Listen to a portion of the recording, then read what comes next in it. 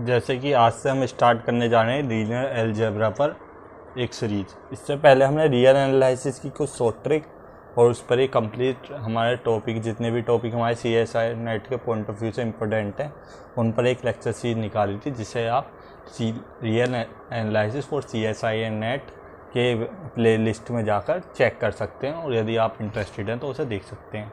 अब नेक्स्ट आज से हम स्टार्ट करने हैं लीनियर अलजेब्रा का फर्स्ट लेक्चर। तो फर्स्ट लेक्चर में फर्स्ट टॉपिक हमारे का vector space and it's basic property. इसकी बेसिक प्रॉपर्टी क्या है, हम बेसिक से फिर एडवांस की तरफ जो भी हमारे CSI नेट में इम्पोर्टेंट है।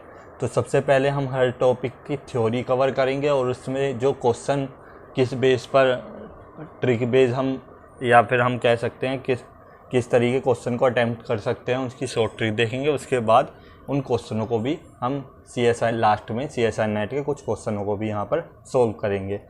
तो जैसे कि फर्स्ट टॉपिक है हमारा इंटरनल कॉम्पोजिशन। इंटरनल कॉम्पोजिशन में हमारा, जैसे हमारा V एक वेक्टर है, देन हम यदि दो वेक्टर की आपस में मल्टीप्लिकेशन करें और यदि उनकी मैपिंग के बाद अगेन एक वेक्टर आ जाए, इस तरीके के जो हमारी वो होता है मैपिंग, उसे हम क्या बोलते हैं, इंटरनल कॉम्पोजिशन। तो सिंपल है, जैसे R हमारा एक वेक्टर है और हमने R की मल्टीप्लाई R के साथ करी, तो जो हमारा नंबर आएगा वो भी एक रियल नंबर ही होगा। तो इस तरीके की जो मैपिंग होती है, इसे हम क्या बोलते हैं, इंटरनल कॉम्पोजिशन। या इंटरनल का मतलब है एक जैसे कॉम्पोजिशन। नेक्स्ट हमारा नाम से ही पता लग जाएगा एक्सटर्नल कॉम्पोजिशन। एक्सटर्नल कॉम्पोजिशन का मतलब है कुछ चीज़ें बाहर से भी आएंगी। बाहर से मतलब है जैसे कि B हमारा वेक्टर स्पेस है, F हमारा कोई फील्ड है किसका, स्केलर का। देन यदि हम V क्रॉस F करें, वेक्टर की मल्टीप्लाई, वेक्टर पे ऑपरेशन लगाएं फील्ड के साथ, और वो अगेन एक वेक्टर आ जाए, तो हम इस तरीके के मैपिंग को क्या बोलते हैं, एक्सटर्नल कॉम्पोजिशन। एग्जाम्पल के देखें तो हम, जैसे V हमारा वेक्टर है R, फील्ड क्या है हमारा Q। और एक हमें याद रखना है, जब भी हम वेक्टर स्पेस या सब स्पेस की बात करेंगे, तो जो हमारा वेक्टर स्पेस है वो हमेशा बड़ा होना चाहिए किसी भी जो उसका फील्ड है उससे। तो जैसे हम फील्ड में तो Q ले लें और वेक्टर स्पेस में R, तो R की मल्टीप्लाई यदि हम Q के साथ करें और यदि वो R पे मैप हो जाए, यानी कि जो हमारा वेक्टर है R, उसकी मल्टीप्लाई हमने फील्ड Q के साथ करी, और जो हमारी संख्या आ रही है वो R ही आ जाए, यानी कि वेक्टर ही आ जाए, तो इस तरीके के हम क्या होता है, कॉम्पोजिशन। इस तरीके की मैपिंग को एक्सटर्नल कॉम्पोजिशन बोलते हैं। तो ये होगा भी, जैसे हम रियल नंबर कुछ भी ले लें, तो सभी नंबर जितने भी हमारे होते हैं रियल लाइन पर, वो रियल नंबर ही होते हैं। जैसे हमने 1 R से ले लिया और Q से हमने 1/2 ले लिया, तो इसकी यदि हम बात करें तो ये 1/2 आएगा, और 1/2 भी R में करता है, R में तो सभी आता है, यानी कि 1/2 कहाँ से आया, R से आया है। तो हमारी एक वेक्टर की हमने यदि फील्ड के साथ मल्टीप्लिकेशन करी, तो अगेन एक वेक्टर आ गया, तो ये हमारे एक्सटर्नल कॉम्पोजिशन कहलाएगा। नेक्स्ट हमारा वेक्टर स्पेस है।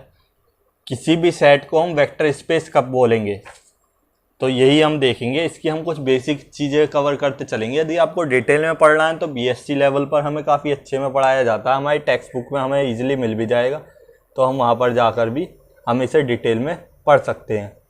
तो मैं इसके बेसिक कंसेप्ट बताऊँगा। जैसे V हमारा एक वेक्टर स्पेस है, F हमारा फील्ड है, then the element of H is called a scalar.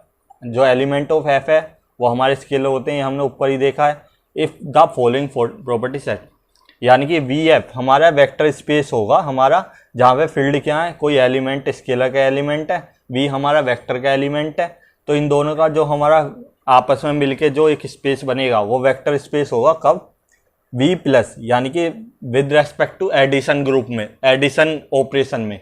ये हमारा क्या होना चाहिए, एबिलियन। एबिलियन के लिए क्या होता है, एडिशन के ऑपरेशन में, यानी कि हमारी फर्स्ट क्लोजर प्रॉपर्टी, अल्फा और बीटा हमारे दो एलिमेंट है V से, तो अल्फा प्लस बीटा भी V में बिलोंग करना चाहिए।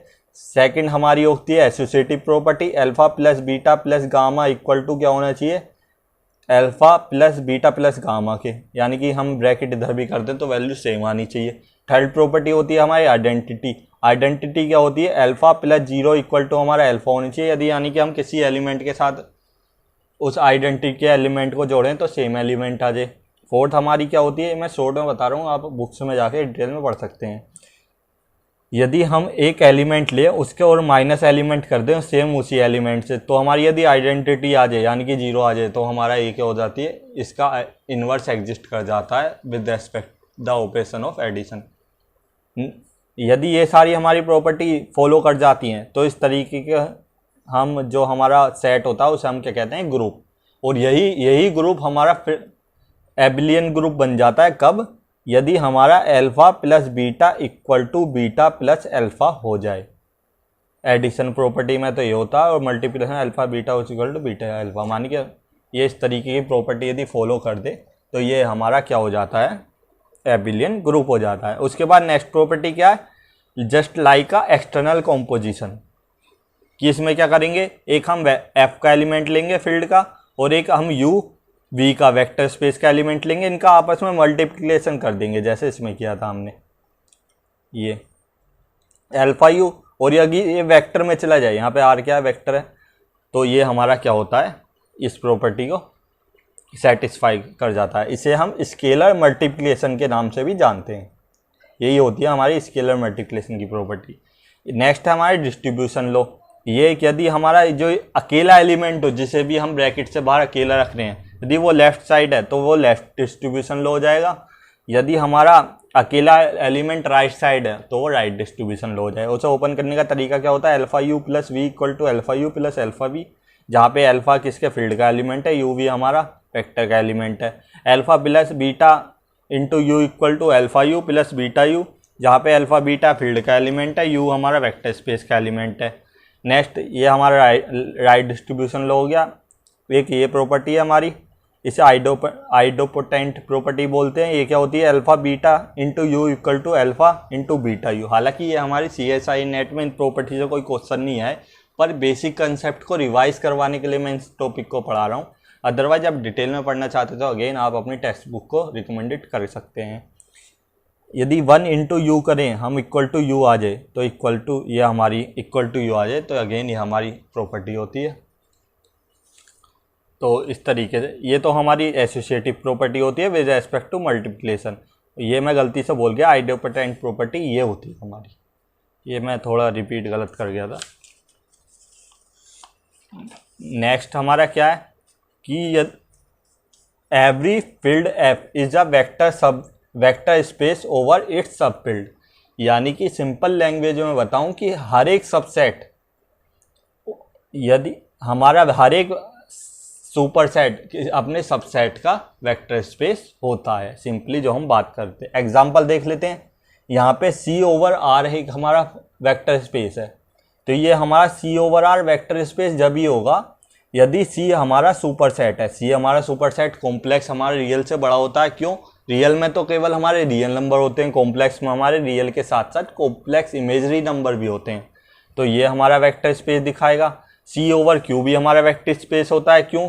क्योंकि C हमारा Q से बड़ा होता है, क्योंकि Q तो हमारा R से छोटा होता है और R से बड़ा हमारा C होता है। तो हमारा ये दोनों ही वेक्टर स्पेस दिखाएंगे। बेसिक हमारा कंसेप्ट क्या है, यदि हमारा फील्ड छोटा हो और वेक्टर स्पेस बड़ा हो और इन दोनों से मिला के हम एक स्पेस बनाएं तो वो हमेशा एक वेक्टर स्पेस बनाएंगे। कब? यदि हमारा फील्ड हमेशा ब्रैकेट में आता है, यदि वो छोटा हो या इक्वल हो और हमारा जो वेक्टर स्पेस है वो बड़ा हो फील्ड से या इक्वल हो। हमेशा हमारा वेक्टर स्पेस वाले का बड़ा होना जरूरी है, बड़ा या इक्वल होना, और फील्ड का छोटा या इक्वल होना जरूरी है। ठीक, यहाँ पे R ओवर R इक्वल है तो ये भी वेक्टर स्पेस दिखाएंगे, C ओवर C इक्वल है ये भी वेक्टर स्पेस। पर हाँ, एक चीज़ ध्यान रखें, C ओवर Z में Z छोटा है पर ये वेक्टर स्पेस नहीं दिखाएगा। क्यों? क्योंकि हम इसे फील्ड नहीं बोल सकते। Z को कभी भी हम फील्ड नहीं बोल सकते। ये क्यों नहीं बोल सकते? क्योंकि हमने मॉडर्न अलजेब्रा में फील्ड की डेफिनेशन पढ़ी होगी कि फील्ड हमारे वही एलिमेंट दिखाते हैं जिनका मल्टीक्यूलेटिव इनवर्स आइडेंटिटी नहीं, मल्टीक्यूलेटिव इनवर्स एग्जिस्ट करता हो। केवल वही एलिमेंट हमारे क्या दिखाते हैं, फील्ड दिखाते हैं। लेकिन हम यदि Z में देखें तो मल्टीक्यूलेटिव इनवर्स Z में हमारा, यदि आइडेंटिटी की बात करें Z इक्वल टू 1 तो हमारी मल्टीक्यूलेटिव आइडेंटिटी है, ये तो एग्जिस्ट कर जाएगी। लेकिन मान लो हमारा कोई एलिमेंट 2 है, उसका यदि हम बात करें इन्वर्स की, तो इन्वर्स क्या आएगा 1/2। लेकिन 1/2 हमारा जेड में तो बिलोंग करता ही नहीं, क्योंकि जेड हमारा इंटीजर्स होता है। इसी वजह से क्योंकि जेड हमारा फील्ड ही नहीं दिखाता तो हम इसे फील्ड ही नहीं बोल सकते, तो हम इसे वेक्टर स्पेस भी नहीं बोलेंगे। जहाँ भी हमारा जो हमारा फील्ड का एलिमेंट है वो जेड आ जाए, वो हमारा कभी भी वेक्टर स्पेस नहीं होता। और एक हमें क्या याद रखना है, छोटे एलिमेंट यदि हमारा फील्ड से है और बड़ा एलिमेंट वेक्टर स्पेस से है तो वो हमेशा वेक्टर स्पेस हमारा होता है। एग्जाम्पल के तौर पर देख ले, R/C फील्ड का एलिमेंट हमारा बड़ा है और वेक्टर स्पेस का एलिमेंट छोटा है, यानी कि ये वेक्टर स्पेस नहीं दिखाएगा। यदि समझना चाहें तो क्या होगा, यदि हम C से हमारा एलिमेंट ले लें I, कोई भी इमेजरी नंबर होता है क्योंकि C में, और रियल का हम ले लें 2, तो हमारा 2 × I by scalar multiplication property ये किस में जाना चाहिए, हमारा वेक्टर में यानी कि R में, बट 2I हमारा R से बिलोंग ही नहीं करता, तो इस वजह से वेक्टर स्पेस नहीं दिखाता। अब नीचे देखेंगे हम कि which of the following, WTF का मतलब ये क्या होता है, which of the following is not a vector space. Number क्या है, फर्स्ट क्या है, C/R, R क्योंकि हमारा सबसेट है, C हमारा सुपर सेट है, तो ये वेक्टर स्पेस दिखा देगा हमारा। ये हमारा क्या है, इरेशनल नंबर का सेट, Q के साथ हमारा एक √2 है, √2 हमारा इरेशनल होता है, यानी कि इरेशनल हमारा सुपर सेट क्या, और ये Q हमारा इधर आएगा। यहाँ पे ब्रैकेट हम आगे लगा रहे हैं, इसका मतलब ये नहीं वो फील्ड हो जाएगा, क्योंकि फील्ड हमारा छोटा है और वेक्टर स्पेस हमारा बड़ा है, तो इसका मतलब ये भी हमारा वेक्टर स्पेस होगा। लेकिन हम पे नोट पूछा है, ये ध्यान रखें, तो मैं राइट उन पर लगा रहा हूँ, जो कि ऑप्शन तो गलत है पर वेक्टर स्पेस हैं। Q/R, R हमारा बड़ा होता है, Q छोटा होता है। यदि फील्ड हमारा बड़ा हो जाए और वेक्टर स्पेस छोटा हो जाए तो वो हमारा वेक्टर स्पेस नहीं होता, तो ये नहीं होगा। R/C भी, C हमारा बड़ा है, R हमारा छोटा है, फील्ड हमारा बड़ा हो जाए और वेक्टर स्पेस छोटा हो जाए तो ये भी हमारा नहीं होता, तो इस वजह से हमारा ये भी वेक्टर स्पेस नहीं होगा। तो क्वेश्चन के हिसाब से C और D राइट होंगे और ये भी रॉन्ग हो जाएंगे। नेक्स्ट डेफिनेशन हमारी लीनियर डिपेंडेंस। लीनियर डिपेंडेंस क्या होता है, हम एक वेक्टर स्पेस का एक फाइनाइट वेक्टर स्पेस ले लें, क्या U1 U2 U3 up to UN। यदि आपको इसकी थ्योरी पढ़नी है तो आप पोस्ट करके इसे देख सकते हैं। हमारे एक फाइनाइट वेक्टर स्पेस है, इस सेट टू लीनियर डिपेंडेंट, इन्हें हम लीनियर डिपेंडेंट कहेंगे कब, यदि हम इनका स्केलर मल्टीप्लिकेशन करें विद फील्ड के साथ। हम बेसिक कर रहे हैं क्या है, U1 का स्केलर मल्टीप्लिकेशन करेंगे α1 के साथ, α1 एक फील्ड का एलिमेंट है। U2 का स्केलर मल्टीप्लिकेशन है α2 के साथ, तो ये क्या बनेगा, α1 U1 प्लस α2 U2। अब हम इनका आपस में स्केलर मल्टीप्लिकेशन करके लीनियर कॉम्बिनेशन निकाल लें। ठीक, अब आपस में जैसे हम इसका लीनियर कॉम्बिनेशन निकालेंगे और यदि ये लीनियर कॉम्बिनेशन में जो हमारे जो अल्फा क्वांटिटी है यदि वो हमारी सभी जीरो आ जाए तो वो हमारा क्या होता है, लीनियर डिपेंडेंट होता है। सिंपल लैंग्वेज में क्या है, यदि ये हम α1 U1 α2 U2 α3 U3 करें, इसमें सभी अल्फा की वैल्यू हमारी जीरो आ जाए तो ये हमारे लीनियर डिपेंडेंट होगा।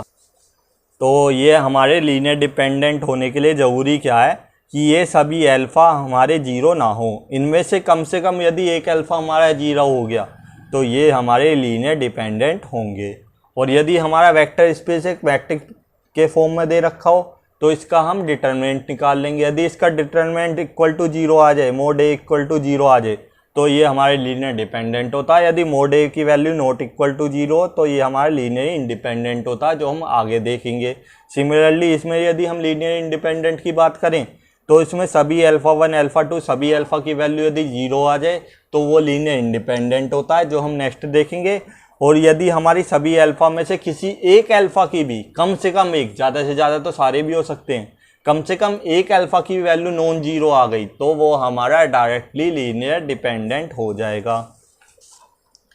नेक्स्ट हमारा इसका एग्जांपल है चेक करने का कि हमारा 1 1 1 0 1 2 हमारे वेक्टर स्पेस से हमारे एलिमेंट लिए गए हैं 1 1 1 0 1 2, और α1 α2 α3 हमारे फील्ड से एलिमेंट ले लिए, और वेक्टर स्पेस और फील्ड के एलिमेंट का आपस में स्केलर मल्टीप्लिकेशन करें और उनका आपस में लीनियर कॉम्बिनेशन निकालें तो हमारा इक्वल टू जीरो पुट करें। यदि इसमें सभी स्केलर की वैल्यू हमारी जीरो आ जाए, यानी कि α1 α2 α3 सभी की वैल्यू जीरो आ जाए। यहाँ पे तीन ही क्यों यूज हो रहे हैं, क्योंकि हमारे तीन ही वेक्टर हैं। यदि सभी तीन अल्फ़ा की वैल्यू जीरो आ जाए तो ये हमारे क्या हो जाएगा, लीनियर इंडिपेंडेंट हो जाएगा। यदि किसी एक अल्फ़ा की भी वैल्यू नॉन जीरो आ जाएगी तो लीनियर डिपेंडेंट हो जाएगा। या आपको मैं डायरेक्ट सबसे पहले ये मेथड बता दूँ और इसके बाद मैं इसकी शॉर्ट ट्रिक भी बताऊँगा आपको। यहाँ पे अल्फ़ा वन फर्स्ट एलिमेंट को एक साथ ले लेंगे, alpha one into one, alpha two into one, alpha three into one. एक तो ये इक्वल टू जीरो हमारी इक्वेशन बन गई। सेकंड इक्वेशन क्या होगी, alpha one equal to one, alpha one into one, alpha two into zero, यानी कि अल्फ़ा टू जीरो हो जाएगा, अल्फ़ा थ्री इंटू टू। तो एक इक्वेशन हमारी ये बन गई। अब क्योंकि हमारी इक्वेशन दो हैं और वेरिएबल हमारे तीन हैं, तो इनमें से कम एक को हमें एक कांस्टेंट मानना होगा। तो हम जैसे यहाँ पे अल्फ़ा टू की वैल्यू जीरो दे रखी है, तो हम अल्फ़ा टू को जैसे कि यहाँ पे फर्स्टली हम अल्फ़ा टू को वन रख लेते हैं, तो हमारी इक्वेशन ईजी हो जाएगी उसी हिसाब से। हालांकि हम इसके इनफाइनाइट कॉम्बिनेशन निकाल सकते हैं, क्योंकि हमें एक तो कम से कम यहाँ पे कांस्टेंट मानना होगा। वजह क्या है, इक्वेशन दो हैं और हमारे वेरिएबल तीन है। तो जैसे हम मैट्रिक्स में करते हैं तो कम से कम हमें एक कांस्टेंट मानना होगा। तो हम alpha two equal to one put कर लेंगे, या कुछ भी रख सकते हैं, जीरो भी रखेंगे तो एक अनदर वेक्टर आ जाएगा। हमें सिंपली यहाँ पे चेक क्या करना है कि alpha one, alpha to, alpha three या तो सभी की वैल्यू जीरो, यदि इसमें एक की भी वैल्यू नॉन जीरो आ जाती है तो ये हमारे लीनियर इंडिपेंडेंट हो जाते हैं। ठीक, अब मैं आपको शॉर्ट ट्रिक के बारे में बात करता हूँ कि डायरेक्ट हम पता कैसे कर पाएंगे लीनियर इंडिपेंडेंट और डिपेंडेंट। लीनियर इंडिपेंडेंट और डिपेंडेंट हमारे नाम से ही पता लग रहा है। डिपेंडेंट का मतलब आपस में एक दूसरे पर डिपेंड करे बिहेवियर, इंडिपेंडेंट का मतलब आपस में इंडिपेंडेंट हो, यानी कि उनमें आपस में कोई रिलेशन हो ही ना। तो यदि हम सभी एलिमेंट आपस में इंडिपेंडेंट है कि आपस में कोई रिलेशन नहीं, तो वो पूरा वेक्टर स्पेस क्या हो जाता है, लीनियरली इंडिपेंडेंट। और यदि किसी दो वेक्टर का भी आपस में कोई रिलेशन बन जाए तो उन दो वेक्टर की वजह से पूरा वेक्टर भी हमारा क्या बन सकता है, लीनियर डिपेंडेंट। तो हम इस वेक्टर स्पेस की बात करें तो ये है हमारी 1 1, 1 0 एंड 1 2। तो यदि हम इसका आपस में देखें, इसकी 2 के साथ मल्टीप्लाई करें और आपस में माइनस कर दें, इन दोनों को इंटू 1 कर लें ऐसे, तो हम अल्फ़ा, ठीक, तो हम इसका क्या होगा 2 प्लस 2 माइनस 1, और ये क्या हो जाएगा 1 माइनस 0, ये आ जाएगा हमारा। तो ये हमारे क्या आ जाएंगे, बेसिकली हमें करना क्या है, हम आपस में इनका रिलेशन देखें तो हम यहाँ पे हमने 2 से मल्टीप्लाई करी, 2 माइनस 1 1 आ गया, और यहाँ पे क्योंकि हमने 2 से मल्टीप्लाई करेगी तो यहाँ पे ये क्या आ जाएगा, शुरू का 2 और ये 0 का 0 आ जाएगा, 1 की वैल्यू, तो ये हमारा क्या आ जाएगा 2 माइनस 1 कोमा 2, यानी कि इन दोनों के आपस में लीनियर कम्बिनेशन की हेल्प से हमारा ये वेक्टर जनरेट हो गया, यानी कि इन दोनों में आपस में कोई ना कोई रिलेशन है। तो ये लीनियर इंडिपेंडेंट तो नहीं होंगे। यदि किसी भी, हम बेसिकली हम कहेंगे क्या, ये हमारे नोट में भी है, if two vector are linear dependent, यदि दो वेक्टर हमारे लीनियर डिपेंडेंट हैं, then one is the scalar multiplication of other, एक स्केलर मल्टीप्लिकेशन होगा अदर का। तो यहाँ पर यही देखा जा रहा है, ये हमने क्या करा, दो वेक्टर लिए आपस में, उनका एक स्केलर मल्टीप्लिकेशन कर लिया। स्केलर मल्टीप्लिकेशन क्या हो गया 2 और 1, तो हमारा तीसरा वेक्टर जनरेट हो गया, यानी कि इन दोनों तीनों में कोई ना कोई एक रिलेशन बनता है कि इन दोनों वेक्टरों की हेल्प से हम तीसरे वेक्टर को जनरेट कर पा रहे हैं। तो ये रिलेशन बन गया, तो ये डिपेंडेंट हो गए एक दूसरे पर, तो इस वजह से लीनियर डिपेंडेंट वेक्टर होंगे। अदरवाइज हम इस तरीके से इसे निकाल सकते हैं, alpha 1 u1, alpha 2 u2, alpha 3 u3 equal to 0 0। यदि सभी नॉन जीरो आ गए या कोई एक भी नॉन जीरो आ गया तो डिपेंडेंट हो जाएगा, यदि सभी जीरो आ गए तो इंडिपेंडेंट हो जाएगा। नेक्स्ट हमारा क्वेश्चन है, which of the following, WTF का number is linear dependent, LD का मतलब है लीनियर डिपेंडेंट, इनमें से कौन कौन से लीनियर डिपेंडेंट होंगे। तो हम डायरेक्ट स्केलर मल्टीप्लिकेशन वाली प्रॉपर्टी लगाएंगे हम, जिससे हम शॉर्ट ट्रिक से जल्दी क्वेश्चन कर सकें। डिटेल में यदि आपको इसे चेक करना हो तो आप अल्फ़ा 1 अल्फ़ा 2 लेके इनकी वैल्यू अल्फ़ा 1 2 की वैल्यू निकाल सकते हैं। यह इसका एक और शॉर्ट ट्रिक बताऊंगा मैं, क्योंकि इसकी मैट्रिक भी बन जाएगी, उससे भी हम इसे चेक कर सकते हैं। तो सबसे आसान हमारा यही होता है स्केलर मल्टीप्लिकेशन, तो उससे इसे करते हैं। जैसे हमारा 1 2 3 है और 1 0 0 है, तो इसमें यदि हम इसे वेक्टर से भी कर लें या हम इसमें देखें तो आपस में ये हमेशा लीनियर इंडिपेंडेंट है। क्या हम इसकी हेल्प से इसे जनरेट कर सकते हैं? कभी नहीं कर सकते। किससे भी मल्टीप्लाई कर लें हम, नहीं हो सकता। क्या हम इसकी हेल्प से इसे कर सकते हैं? बिल्कुल नहीं कर सकते ना। आपस में किससे माइनस करोगे दो वेक्टर को, तो ये आपस में लीनियर इंडिपेंडेंट है। या मैं आपको मैट्रिक्स की फॉर्म से बता दूं, एक मैट्रिक्स इसकी बना लेंगे हम, एक रो ये बन जाएगी 1 2 3, एक 1 0 0। अब जैसे रैंक निकालने का तरीका होता है, इसकी हेल्प से नीचे वाले को 0 बना लेंगे। तो इसकी हेल्प से जैसे ही नीचे को 0 बनाएंगे तो हमारा R2 हमारा क्या हो जाएगा, R2 माइनस R1। तो R2 माइनस R1 करेंगे तो ये हमारा ये हो जाएगा, तो ये -2 ये -3। तो हमारा होगा क्या, इसकी यदि हम रैंक निकालें तो इसकी रैंक हमारी क्या आएगी, जैसे हमने इसका R2 माइनस R1 करा तो ये -2 आ गया, R2 माइनस R1 ये क्या हो गया, -3। ठीक, तो इसकी रैंक हमेशा हमारी 2 आएगी। कैसे? क्योंकि इसमें दो नॉन जीरो रोज हैं। अब हम ये भी कह सकते हैं इसे आपस में ऐड कर लें, पर इसे आपस में ऐड करेंगे तो ये दोनों तो हमारे 0 एलिमेंट हो जाएंगे, पर यहाँ पे भी तो 1 आ जाएगा। क्या होगा, 1 2 3, आपस में हम R2 प्लस R3 कर लें इस ऑपरेशन को लगाने के बाद, तो क्या होगा हमारा 1 0 0, अगेन वही आ गया, हमारा ये बनकर आ गया। तो यानी कि ये हमारे लीनियर इंडिपेंडेंट हैं। क्यों? क्योंकि इसमें दोनों वेक्टर इसकी हमारी रोज क्या है 2, और इसकी रैंक हमारी फुल है। यदि रैंक हमारी फुल होती है तो हमारे जो वेक्टर होते हैं वो क्या होते हैं, लीनियर इंडिपेंडेंट होते हैं, इंडिपेंडेंट होते हैं, सॉरी। तो ये ऑप्शन हमारा गलत हो जाएगा। सेकंड ऑप्शन में हम चेक करें इसे, डायरेक्ट हम स्केलर से पता कर लेंगे। यहाँ पे क्या है 2 3 1, यहाँ पे क्या है 4 6 2, यानी कि डायरेक्ट हम यदि इसमें 2 से मल्टीप्लाई कर दें तो 4 आ जाएगा, 2 से मल्टीप्लाई कर दें 6, 2 से मल्टीप्लाई कर दें 2।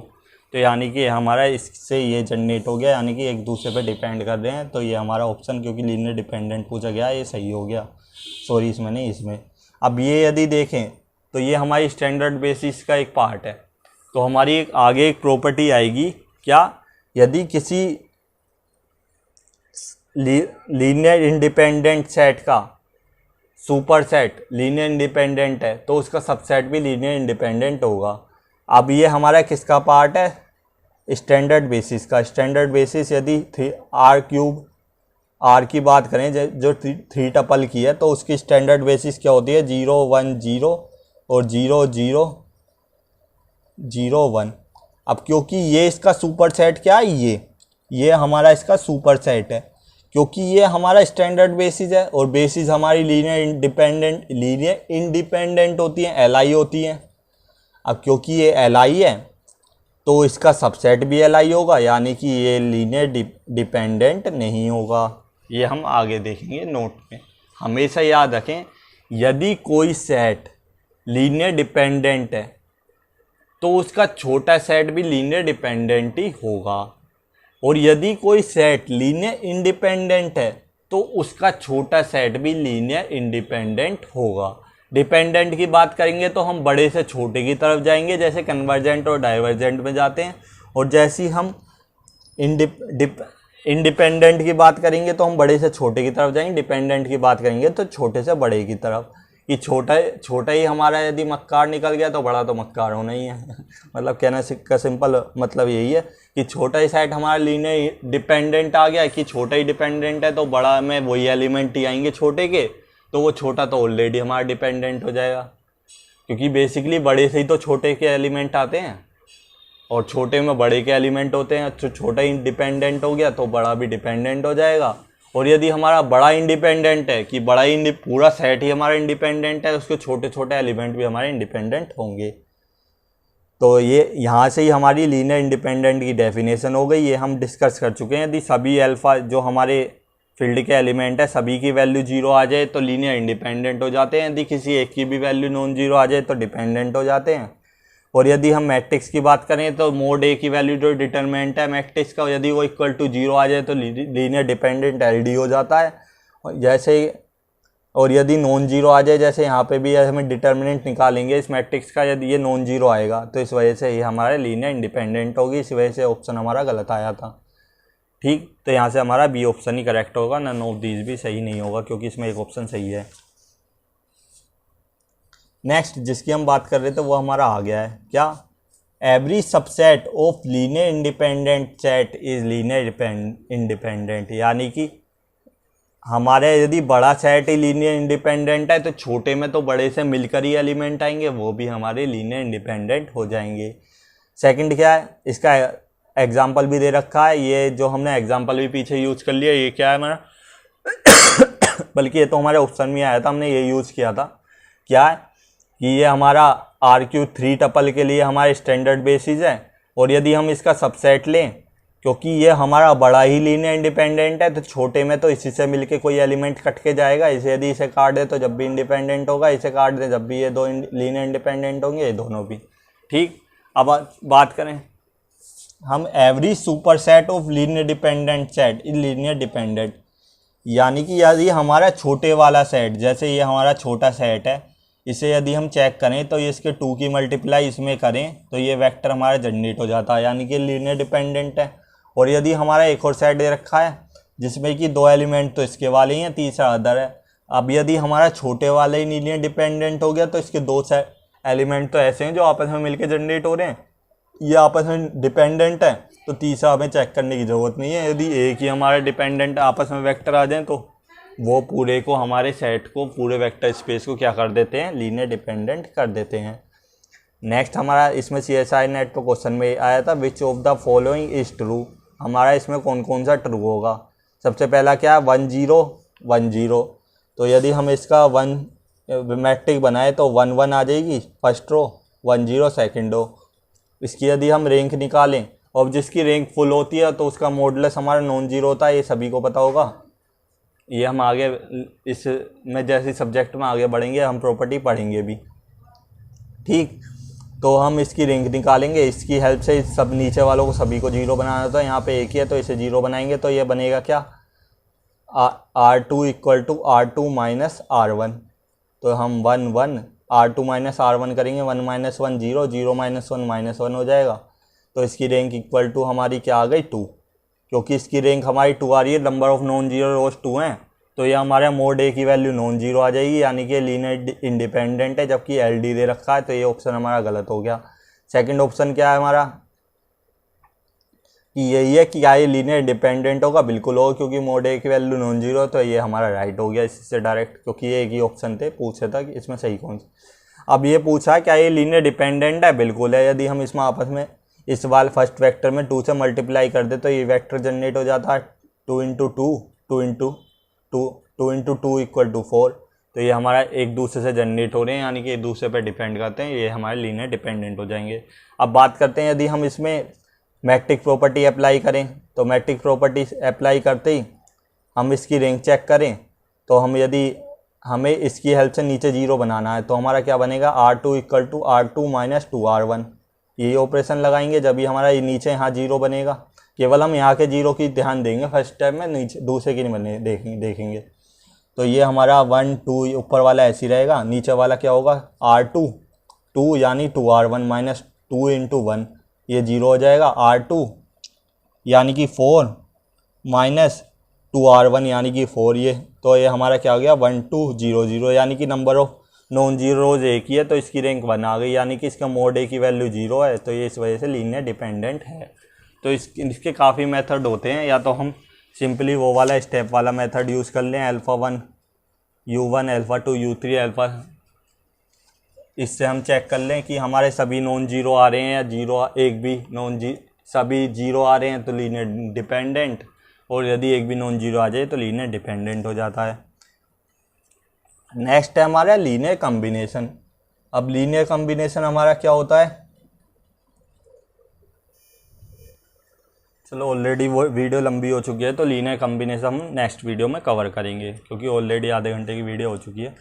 तो नेक्स्ट वीडियो में देखेंगे लीनियर कॉम्बिनेशन, और बेसिस के बारे में देखेंगे, क्या बेसिस क्या होता है, और कुछ स्टैंडर्ड बेसिस के बारे में देखेंगे, और इसके बाद इस लेक्चर को कंप्लीट करेंगे। तो मिलते हैं नेक्स्ट वीडियो में।